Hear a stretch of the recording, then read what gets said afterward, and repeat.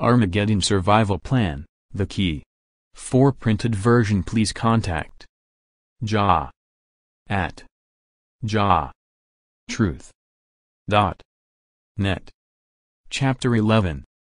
Satan's use of religions to divide, deceive, conquer and rule.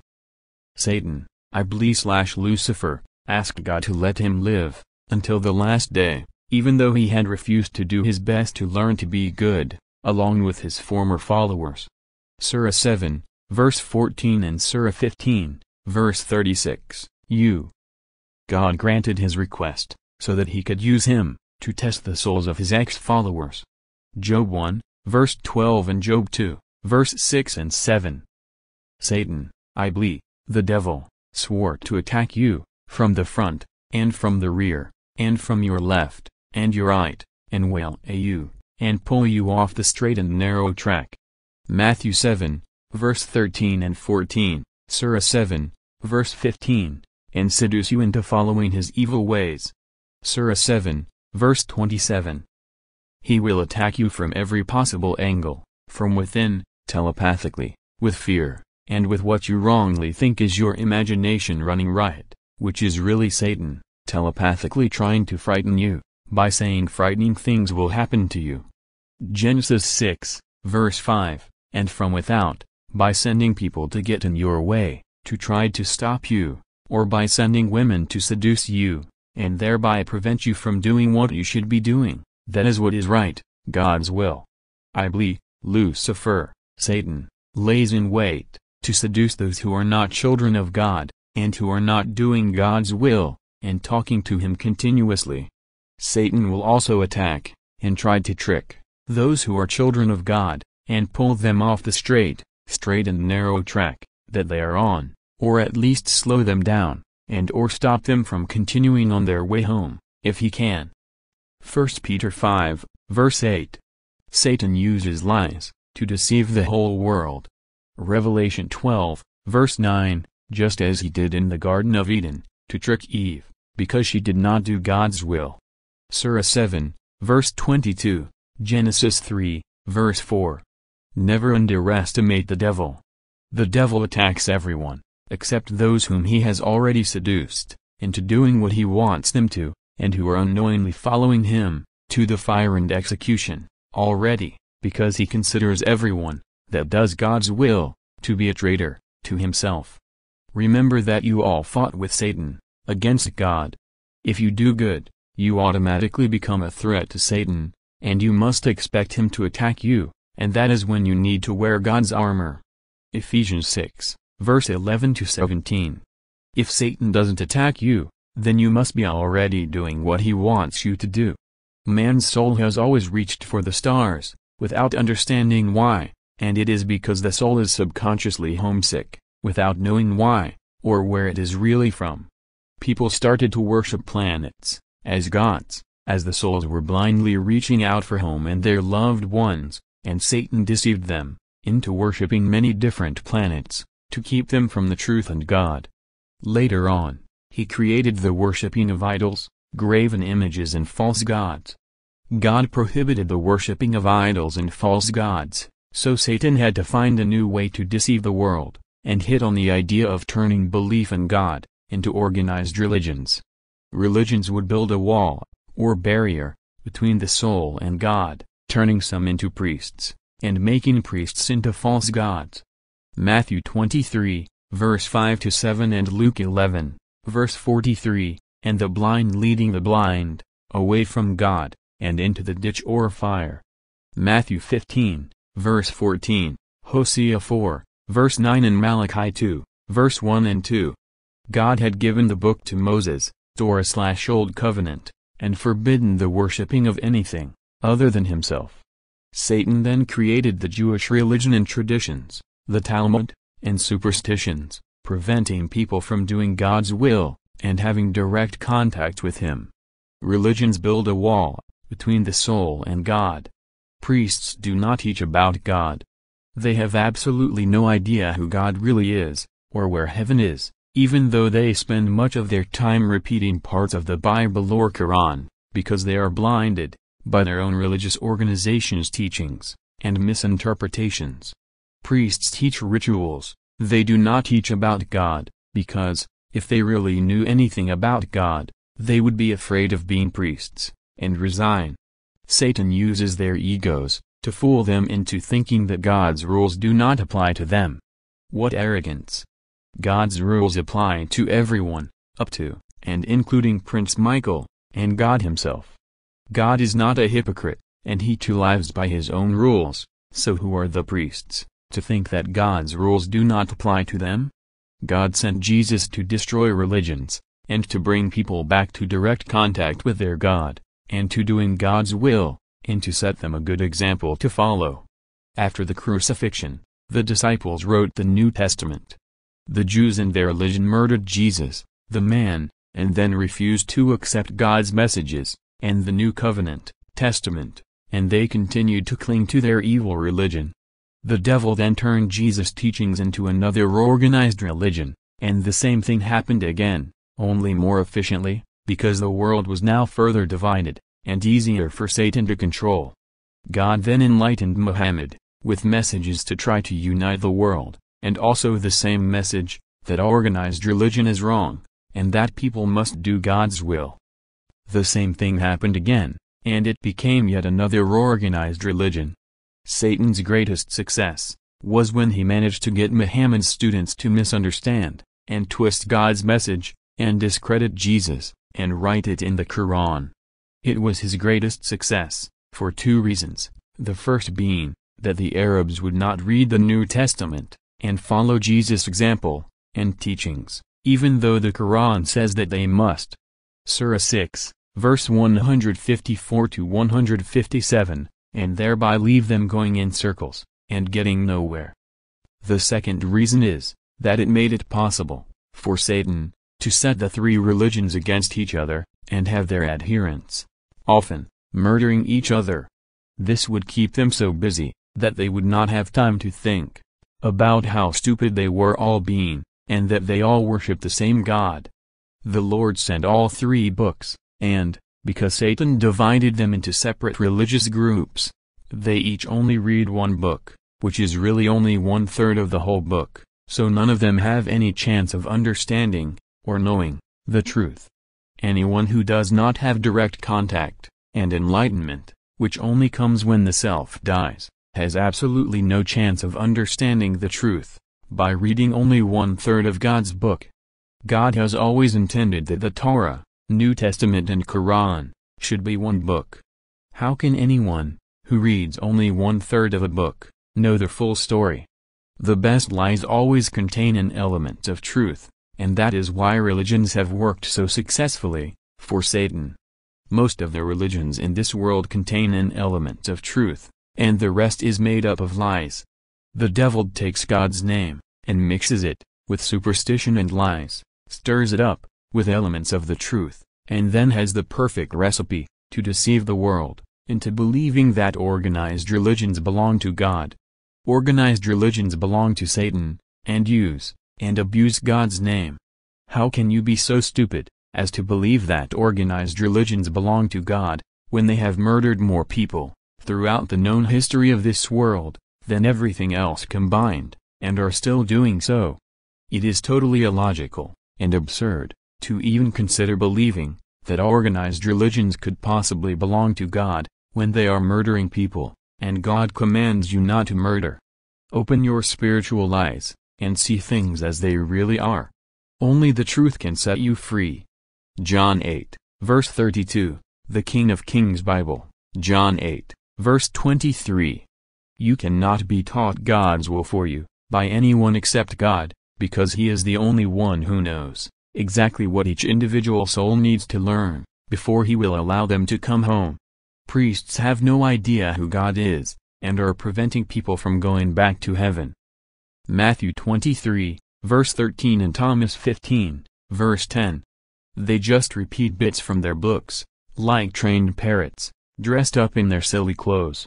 Each person has the devil inside them, tempting them, including priests, of whom there have been many, throughout history, who have been guilty of child molesting, running away with other men's wives, etc., proving that they can be just as evil as everyone else, and sometimes worse.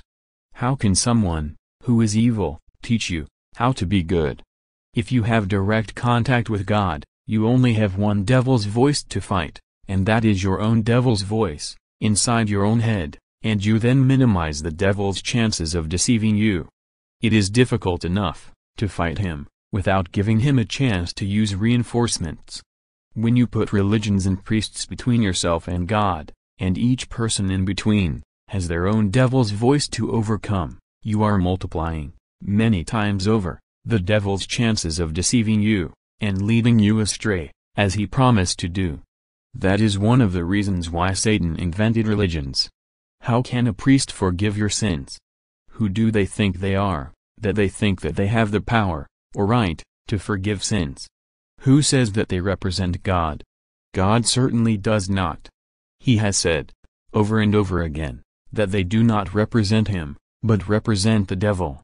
The Jews say that only Jewish people will go to heaven, because of the reference to the 12 tribes of Israel, when they are only a remnant from 2 of the 12 tribes, being descended from the house of Judah, emblem, fig tree. The other 10 lost tribes of Israel, called the house of Israel, emblem, olive tree, who are by far the majority of Israel, and which, today, are, Britain. The British throne is the throne of David, and the Commonwealth, America, the Celts, Scandinavia, the Netherlands and the 3 Baltic states, have all accepted Christ, at least nominally. Matthew 15, verse 24. Abraham was told, "In Isaac shall your seed be called," that is known as Isaac's sons. Saxons, Anglo-Saxons. Genesis 21, verse 12. The 12 tribes of Israel is meant, not only literally, but also metaphorically, to represent all of the tribes of the world. Luke 13, verse 29, because of the grafting into Israel of the Gentiles. Anyone who keeps the commandments, and does God's will, is automatically an Israelite, and grafted in. This reference gave Satan the opportunity, because the 10-tribed house of Israel was lost. Matthew 15, verse 24. The word British is Hebrew and means the people of the covenant, that is Israel, to deceive the Jews, using their egos, and to thinking that their religion is the right one, and so they arrogantly refuse to accept Jesus, and Mohammed, and the messages that they brought. Matthew 21, verse 42. Note well, Jesus says that their inheritance goes to others. Matthew 21, verse 43, Surah 5, verse 13 and 14. The Roman Catholics say that only Catholics can go to heaven, and the other Christian sects say that only Christians can go to heaven, so they concentrate only on the New Testament, but at least some of them read the Torah, and have combined it with the New Testament, into the Bible. This shows that at least they are more open-minded, and tolerant, than the other 2 groups. Surah 2, verse 113 and Surah 5, verse 15. The Muslims say that only Muslims can go to heaven, because they do not read all of their own book. Surah 2, verse 62 and Surah 5, verse 72, they only read, and misinterpret, the parts that the devil wants them to read and misinterpret. They have become so arrogant, and such fanatics, that they frighten people away, and thereby have prevented, and still are preventing, the adding of the Quran to the Bible, to make up the complete 3/3 of the book. All people, of all colors, nationalities and beliefs, who do God's will, and keep His commandments and covenant/testament. Surah 16, verse 91, written in the Bible, will survive, and all the others, of all colors, nationalities and beliefs, who do not do God's will, and keep the commandments, will perish, in the fire, on the last day. You have God's word on that. Joel 2, verse 32, Luke 13, verse 29 and Revelation 5, verse 9, Surah 2, verse 62, and 112 and Surah 5, verse 72. Satan has conned you all, perfectly. Divide and conquer. The Jews read their 1/3 of the book, Torah, and refuse to accept anything that came after it. The Muslims do exactly the same, in reverse, reading their 1/3 of the book, Quran, and refuse to accept anything that came before it. The Christians stay in the middle, and read the middle one-third of the book, and refuse to accept what came before, but especially what came after it. Congratulations! You have all been conned. You had all better start to get it right, now, or you will all win the booby prize. The fire. There are no such things as religions, or nationalities. As far as God is concerned, Satan has deceived you all. How can you be of a particular nationality, or religion? You are not from this planet. There is no such thing as religions, or nationality, unless you want there to be. These things only exist in your minds. The only real difference between you all, is that a few of you believe in God, and most of you don't believe in God, neither of which is any good. God doesn't want you to believe in Him, He wants you to believe Him and get to know Him. John 17, verse 3. Not only are you not Jewish, Christian, Muslim, Buddhists, Hindus, Sikhs, etc., you are not even human, you are from Venus, and are allowing Satan to fool you all, with his lies. John 8, verse 32. The King of Kings Bible. John 8, verse 23. Congratulations! How can you possibly be human, if your soul, their real you, is immortal, when everyone knows that humans are mortal, and have to die? If you were 1/10 as smart, as you arrogantly like to think you are, you might be getting somewhere. Humility, and childlike trust in God's guidance, are the only way to prevent Satan from using your own ego, and arrogance, to fool you into thinking that you are human, and that you are clever enough to run the world, yourselves. Look at the state that you have got the world into. Another way in which religions and priests have been used, by Satan, to fool you all, is with their stupid story, that, if you are good, in your present human life, then you will go to heaven, and, if you are bad, in your present human life, then you will go to hell. You are already in hell, and you have been here for thousands of human years. Hell is not a place with flames, and a man with a fork, and a pointed tail and horns. This is it. The flames are only on the last day, here, to destroy the evil souls. Matthew 13, verse 36-42, 49 and 50. Some of you say that you do not think that this planet is hell, or a prison, and that you actually like it here. Only someone who is evil can feel at home in hell, and like being here, with all these bad people. John 12, verse 25, Surah 16, verse 106-111. The priests have helped Satan, by maintaining and feeding your egos, and their own, teaching that planet Earth is a good place, and that you are all good, and all sinners at the same time. What a ludicrous contradiction, and how stupid. How can you be good, if you are a sinner? You use the word sinner, because the word bad offends your ego, but they both mean the same. This stupidity has prevented you all from being humble enough, to really ask for, and receive, God's guidance, and has helped to keep you here, all this time. What is absolutely astounding, is that you actually believe that you are good, and that what happens on this planet is normal. Do you actually believe that all this evil, cruelty, selfishness, murder, rape, theft, child molesting, etc., could happen on a normal civilized planet? It could not happen anywhere else but in hell, which is exactly where you all are, and where all this evil happens. You don't know the meaning of the words, civilized, and good. Isaiah 64, verse 6, and that is one of the reasons why you are still here. If you are like Jesus, genuinely, in your present human life, and your body dies, then you will go to heaven. Anything less will not make the grade, and you will return to hell, earth, in your next body, continually, until you get it right, or run out of time, and then burn in the fire, on the last day. Acts 2, verse 31-34. You are all bad, or you would not be here, in prison. God does not keep good people in prison. Be humble and learn to be good. With organized religions in between, like a wall, you will never get to have a personal relationship with God, and get to know and love Him, as the wonderful and loving person that He is, and also be able to feel His love surrounding you, and protecting you from evil. You do not need synagogues/churches/mosques, etc. Every human plus being is a church.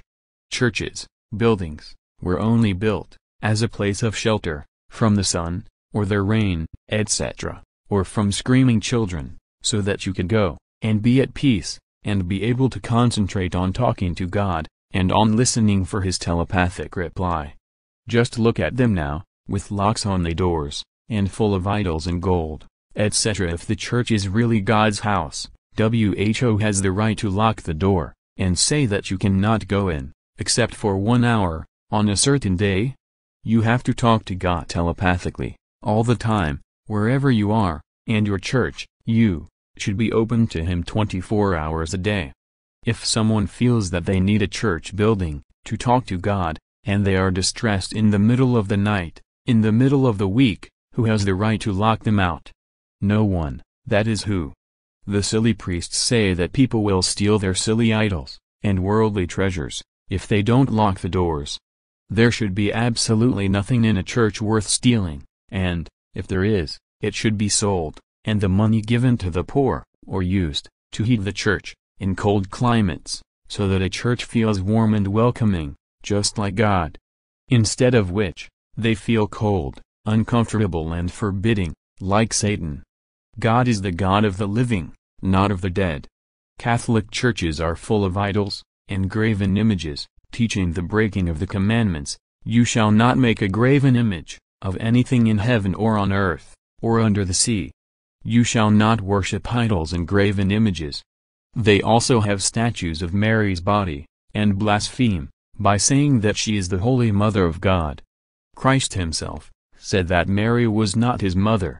Matthew 12, verse 47-50, and Mark 3, verse 31-35, and Luke 8, verse 19-21. Mary was no one special. Luke 11, verse 27 and 28, except that she was a good mother, and had good qualities, that God wanted Jesus to learn, to help prepare him for his work.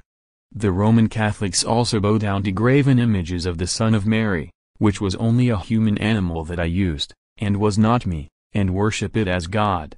Jesus himself said that people must not worship him, but just worship only God. Matthew 19, verse 16 and 17, and Mark 10, verse 17 and 18. How can you all be so disobedient and stupid, when you are all under the death sentence, and your time is running out? John 3, verse 18, and John 5, verse 24? All the prophets have spoken directly to God, and have done his will, and have been against religions, and have lived apart with God.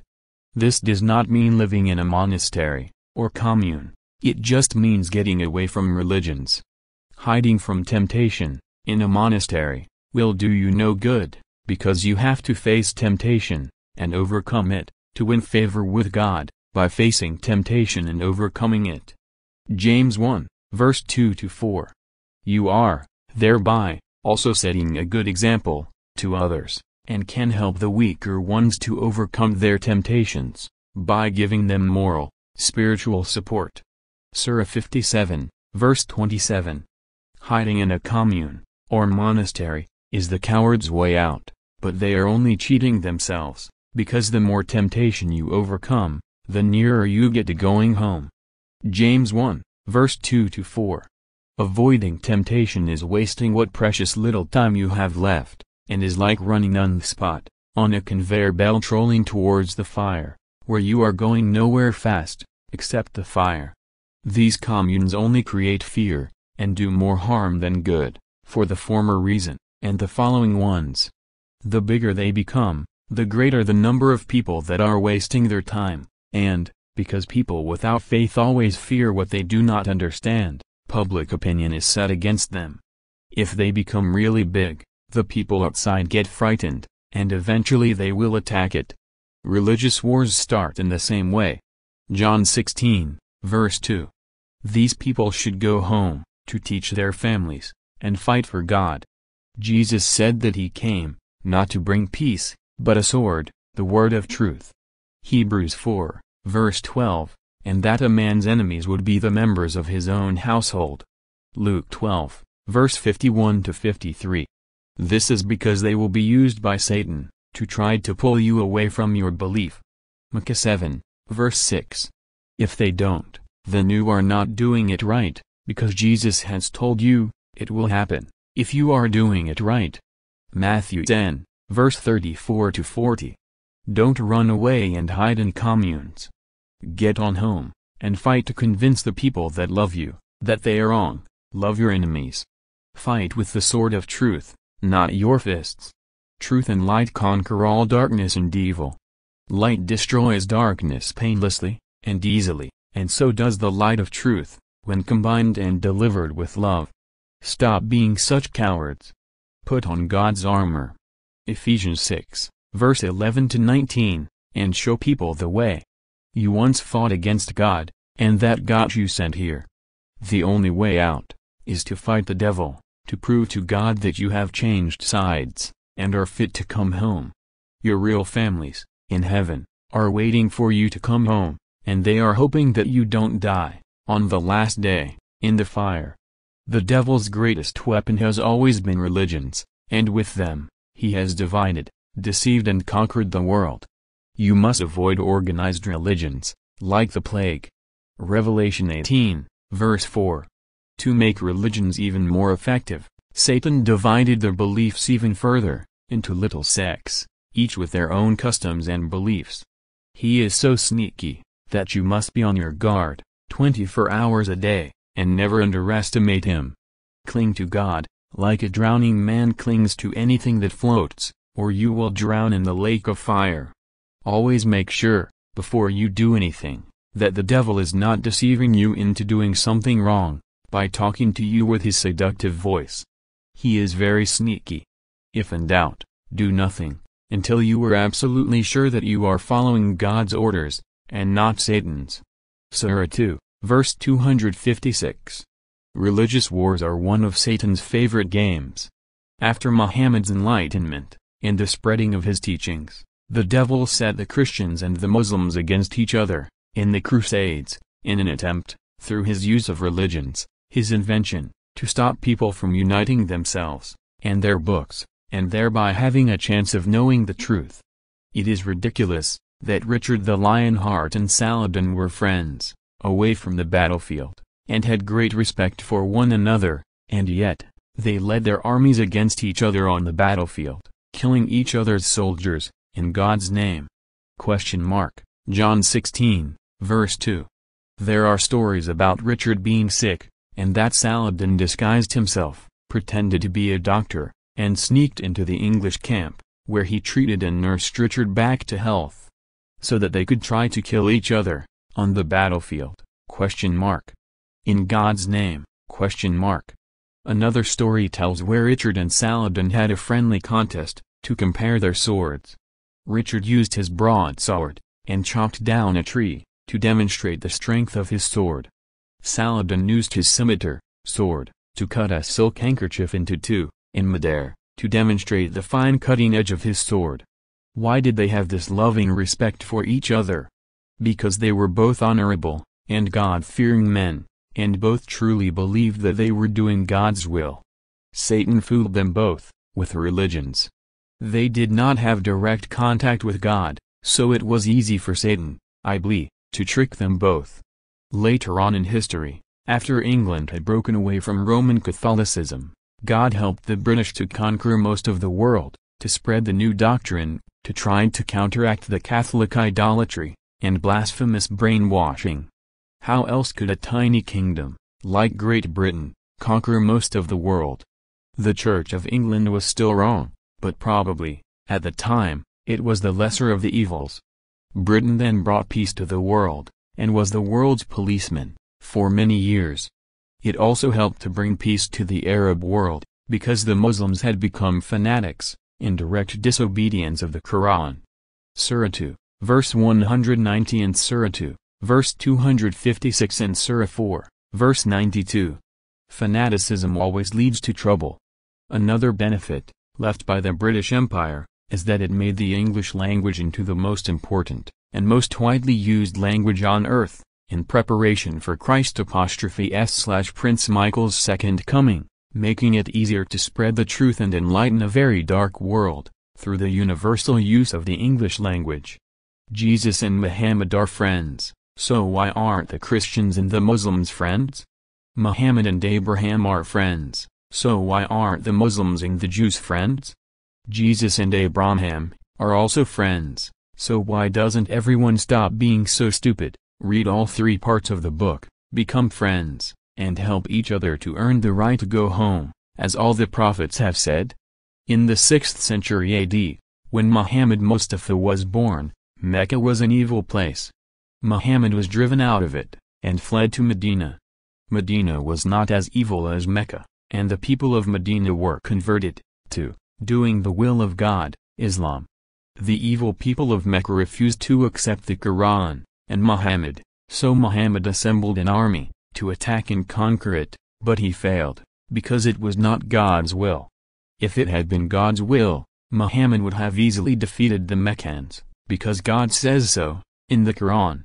Surah 8, verse 65, and God's word is always superior to that of his apostles, on every subject and situation. The Meccans, at that time, made, like now, a great amount of money from pilgrims coming to worship idols and false gods at Mecca, and it was a very big and thriving business that they did not want to give up, because it was their major source of income. That is why they rejected Muhammad, the Quran, and the one true God, because it would have ruined their very lucrative business, and they prefer to continue to serve their God, money. Being unable to defeat the Meccans, because it was not the will of God, God is invincible, some of Muhammad's followers, being afraid, persuaded him to make a deal with the Meccans. The deal was, that they would allow Muhammad into Mecca, only if he made Mecca into the center of the new religion, so that they could continue to make lots of money from pilgrims visiting the city, and nothing would change, except the name of the religion, and, thereby, the Meccans could continue to serve their God, money. Previously, Muhammad had taught his followers to face Jerusalem, and God's Holy of Holies, on Mount Moriah, which is where Abraham went, to sacrifice Isaac, and proved that he loved God, above everything on earth, and, by doing this, became the first Imam, example, to all of his children, showing them, what they too must also be willing to do, before they too, his children, can become friends of God. Surah 2, verse 124. Once having made the bargain, the Meccans then wrote the hadith, to make Mecca the new center, and keep their business going.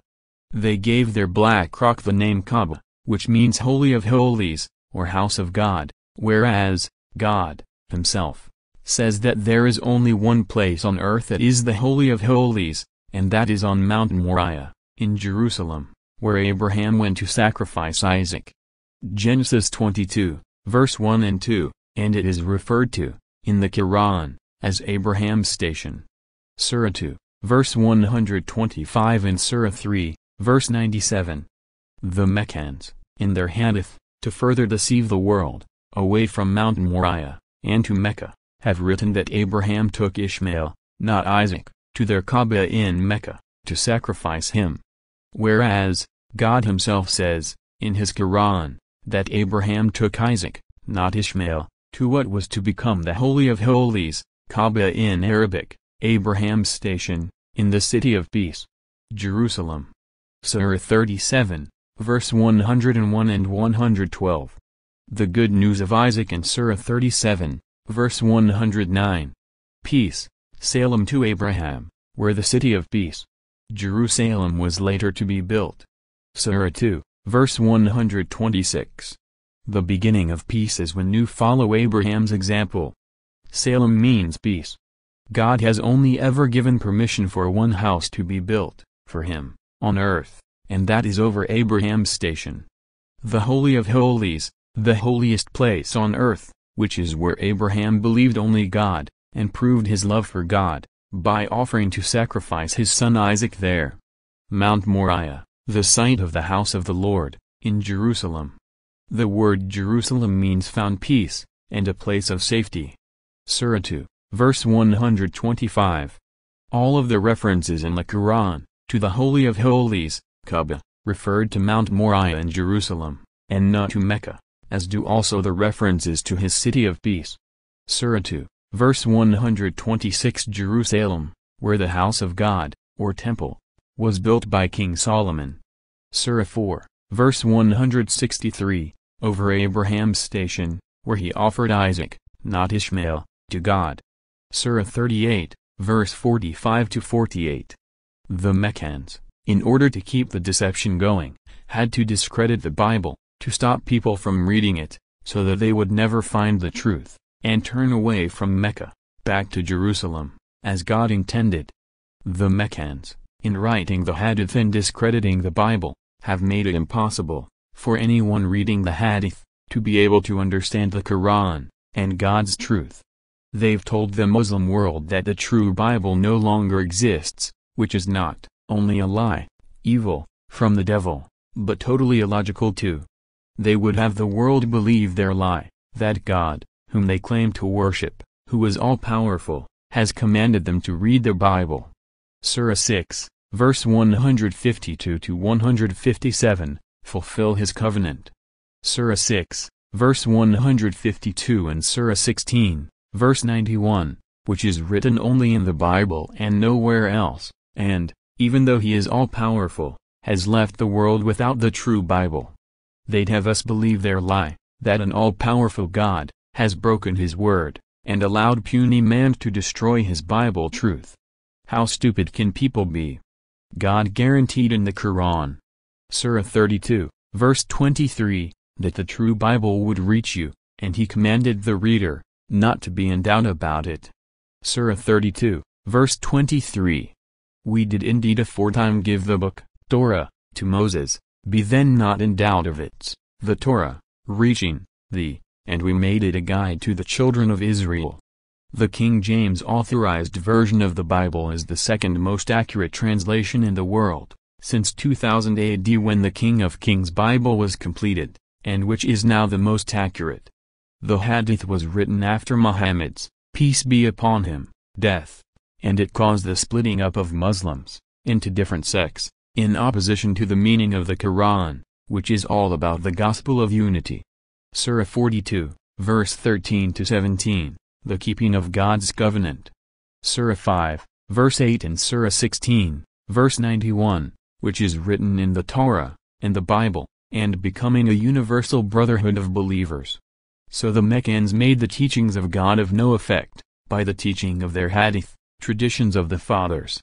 How blind can people be? The Hadith has become the Talmud of the Muslims, and was condemned by God, in the Quran.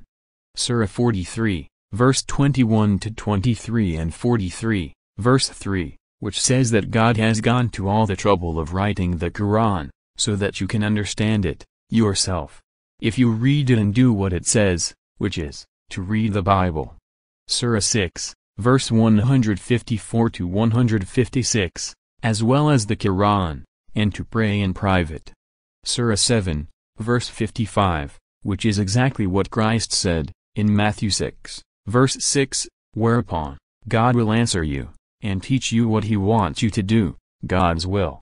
If you don't do what God has told you to do, if you want him to answer you, he will not answer you. Every copy, and the originals, of the Talmud, Hadith and all man-made law books, must be pulped, and recycled as Bibles/Qurans. Then, for the first time in their existence, they'll have done some good. In the Quran, God has told you to go on the pilgrimage, if you're a true believer, and can afford to. God says you must visit Abraham's station. Surah 3, verse 97, Mount Moriah, in Jerusalem, not Mecca. Abraham did not offer Isaac, or Ishmael, at the Kaaba in Mecca. Genesis 22, verse 1 and 2, but Moriah in Jerusalem, because God says so, in the book he's told you to read, and that's the Bible. Surah 6, verse 154-156.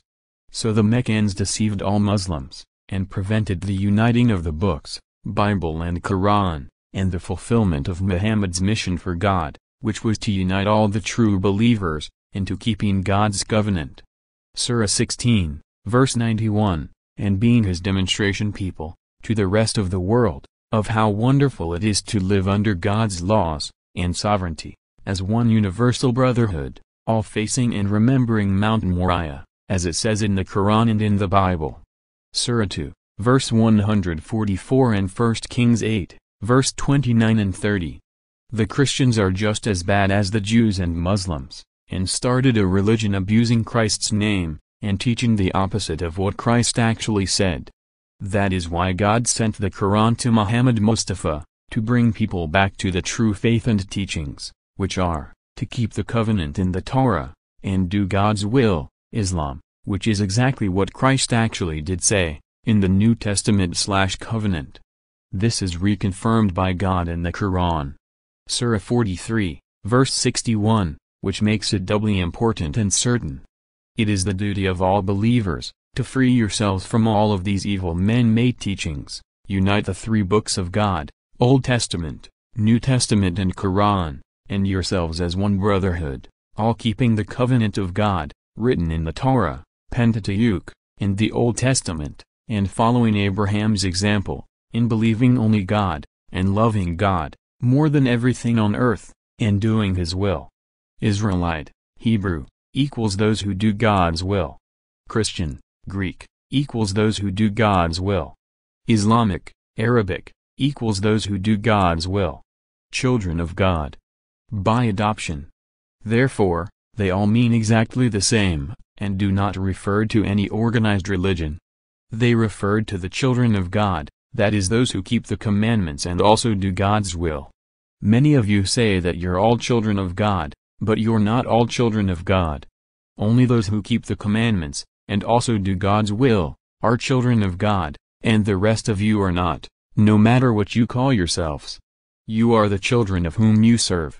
Those who do God's will are his children, and those who continue to do Satan's will remain his children. Billions of you say that you are Israelites, Christians and Muslims, Islamic, but you are not, because, even if you are keeping the commandments, you are not doing God's will. You are just paying lip service to your own particular religion. If you really were children of God, keeping his commandments, covenant and doing his will, you would all be reading the Torah, New Testament and Quran and would be one single brotherhood, and one single worldwide nation, with no divisions, either religious, national, political, language or color. Your neighbor, whom you must love as yourself, is not just the man next door, but also the man on the far side of the planet, and everyone in between. All of the religions belong to Satan. All religions must be destroyed. There will never be peace on earth, until all of the organized religions have gone, and people keep the commandments, the covenant, and do God's will, and return to direct spirit converse with their God. The new covenant is known as the New Song, and is the Song of Moses. Deuteronomy 31, verse 19-30, harmonized with the Song of the Lamb. Revelation 15, verse 3, and Christ says that there are very few that can learn to sing it, keep it. Revelation 14, verse 3, Isaiah 42, verse 10 and Psalms 98, verse 1, and only those who do, will survive. Revelation 14 verse 3, Surah 6, verse 152-157 and Surah 33, verse 23. If you want to live in God's kingdom, you have to keep the covenant and help to set it up, here on earth, with his laws, economic system, etc., with him as your king and serve only him, persuading others to do the same, by becoming God's demonstration people to the world. Those who don't will all die,